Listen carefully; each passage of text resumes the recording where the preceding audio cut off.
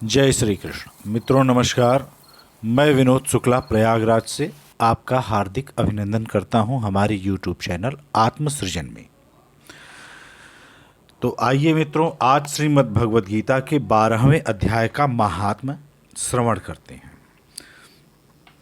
श्री महादेव जी कहते हैं, पार्वती दक्षिण दिशा में कोल्हापुर नाम का एक नगर है जो सब प्रकार के सुखों का आधार, सिद्ध महात्माओं का निवास स्थान तथा सिद्धि प्राप्ति का क्षेत्र है।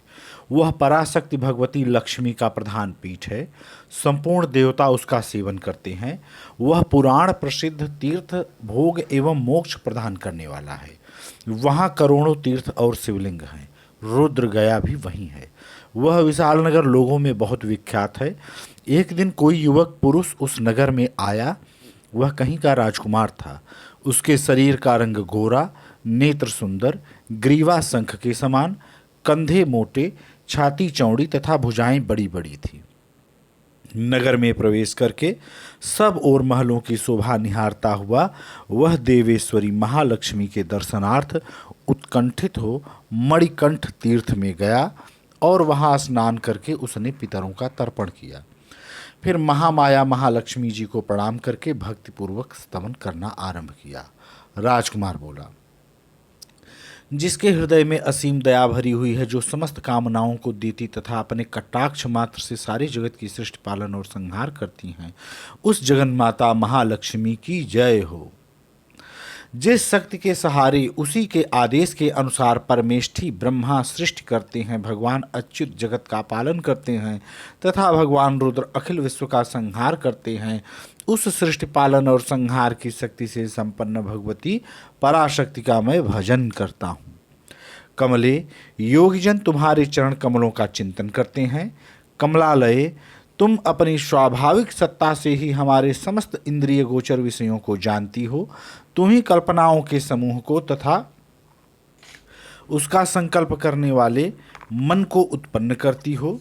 इच्छा शक्ति, ज्ञान शक्ति और क्रिया शक्ति, ये सब तुम्हारे ही रूप हैं। तुम परासंवित परम ज्ञान रूपिणी हो।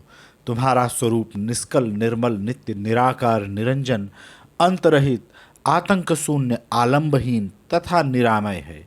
देव, तुम्हारी महिमा का वर्णन करने में कौन समर्थ हो सकता है। जो खष्ट चक्रों का भेदन करके अंतःकरण के 12 स्थानों में विहार करती हैं, अनाहत, ध्वनि, विंदु, नाद और कला, ये जिसके स्वरूप हैं, उस माता महालक्ष्मी को मैं प्रणाम करता हूँ। माता, तुम अपने मुख रूपी पूर्ण चंद्रमा से प्रकट होने वाली अमृत रास को बहाया करती हो।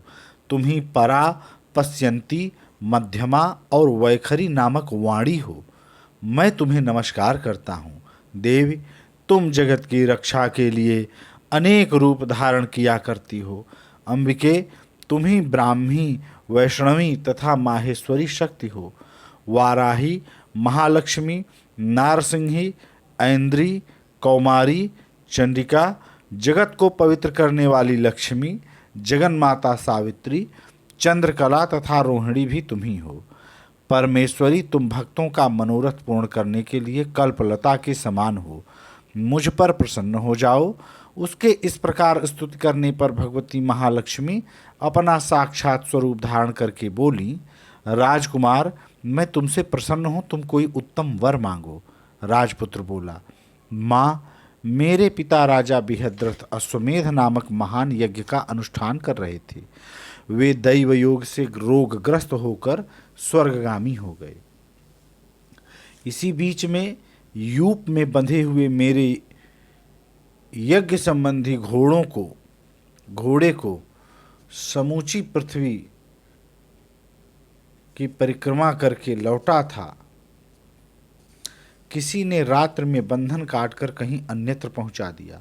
उसकी खोज में मैंने कुछ लोगों को भेजा था, किंतु वे कहीं भी उसका पता न पाकर जब खाली हाथ लौट आए हैं, तब मैं सब ऋत्विजों से आज्ञा लेकर तुम्हारी शरण में आया हूँ।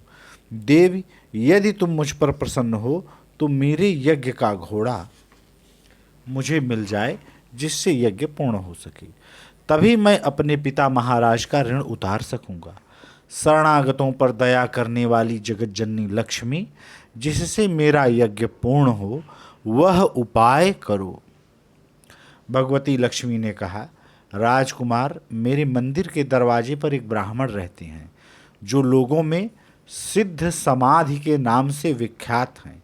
वे मेरी आज्ञा से तुम्हारा सब काम पूरा कर देंगे।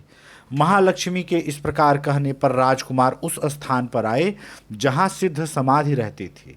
उनके चरणों में प्रणाम करके राजकुमार चुपचाप हाथ जोड़ खड़े हो गए। तब ब्राह्मण ने कहा, तुम्हें माताजी ने यहाँ भेजा है। अच्छा, देखो अब मैं तुम्हारा सारा अभिष्ट कार्य सिद्ध करता हूँ। यों कहकर मंत्रवेत्ता ब्राह्मण ने सब देवताओं को वहीं खींचा। राजकुमार ने देखा उस समय सब देवता हाथ जोड़े थर थर कांपते हुए वहां उपस्थित हो गए।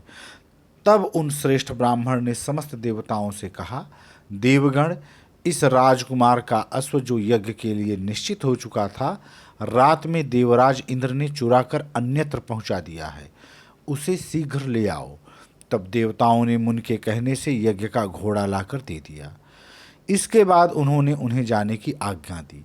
देवताओं का आकर्षण देखकर तथा खोए हुए अश्व को पाकर राजकुमार ने मुनि के चरणों में प्रणाम करके कहा, महर्षि, आपका यह सामर्थ्य आश्चर्यजनक है। आप ही ऐसा कर सकते हैं, दूसरा कोई नहीं। ब्राह्मण, मेरी प्रार्थना सुनिए। मेरे पिता राजा बृहद्रथ अश्वमेध यज्ञ का अनुष्ठान आरंभ करके दैव योग से मृत्यु को प्राप्त हो गए हैं। अभी तक उनका शरीर तपाए हुए तेल में सुखाकर मैंने रख छोड़ा है।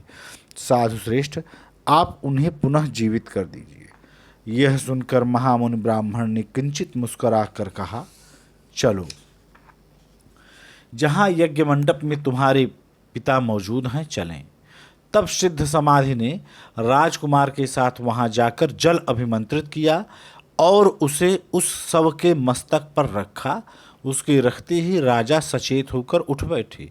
फिर उन्होंने ब्राह्मण को देखकर पूछा, धर्म स्वरूप, आप कौन हैं?